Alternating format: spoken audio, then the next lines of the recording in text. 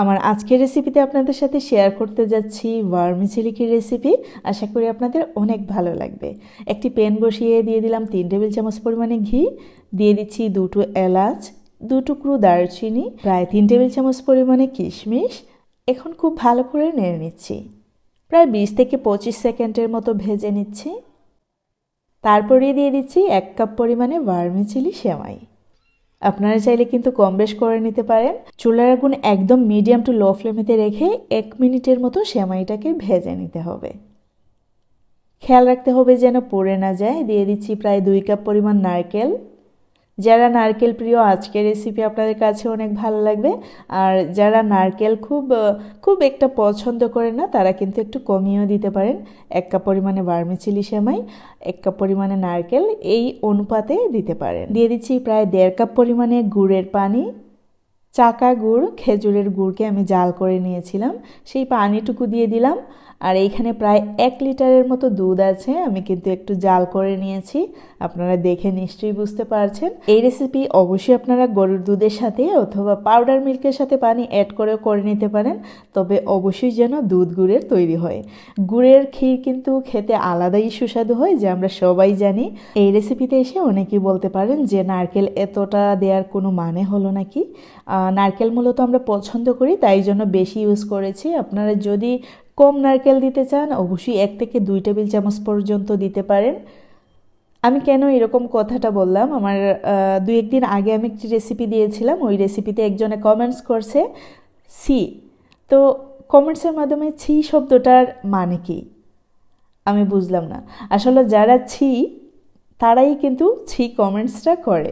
খাবার রেসিপিতে কেউ এ ধরনের কমেন্টস করে মানে আমার জানা নেই। আপনারা না চাইলে কিন্তু স্কিপ করতে পারেন, অন্য ভিডিও আছে, অন্য ভিডিওগুলো দেখতে পারেন। এমনকি যদি আমার চ্যানেল ভুলবশত সাবস্ক্রাইব করে থাকেন, আনসাবস্ক্রাইব করে চলে যেতে পারেন। আপনাদেরকে আসলেই আমি ডাকছি না অথবা ডাকবো না। বিশেষ করে যারা সুন্দর রেসিপিগুলোতেও ছি কমেন্টস করে, এই টাইপের ছি টাইপের ভিউয়ার্সদের আমার কোনো দরকার নেই। অন্তত পক্ষে আপনারা ভুলবশত সাবস্ক্রাইব করে ফেললে অথবা আমার ফেসবুক পেজটি ফলো করে থাকলে এখনই আনফলো আনসাবস্ক্রাইব করে যেতে পারেন।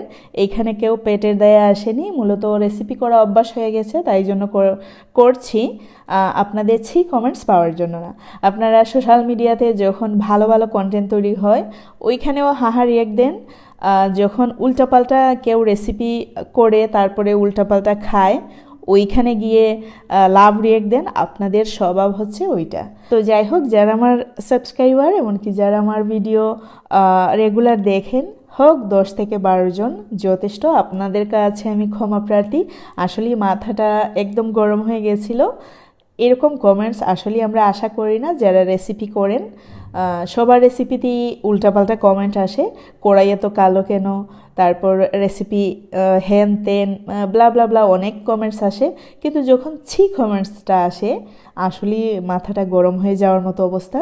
যে রেসিপিতে ছি কমেন্টস, আসলে ওর জন্মেও মনে হয় এই টাইপের রেসিপি দেখেনি, তাই জন্য মানে ভালো ভালো রেসিপিতে ছি কমেন্টস করতে পারে।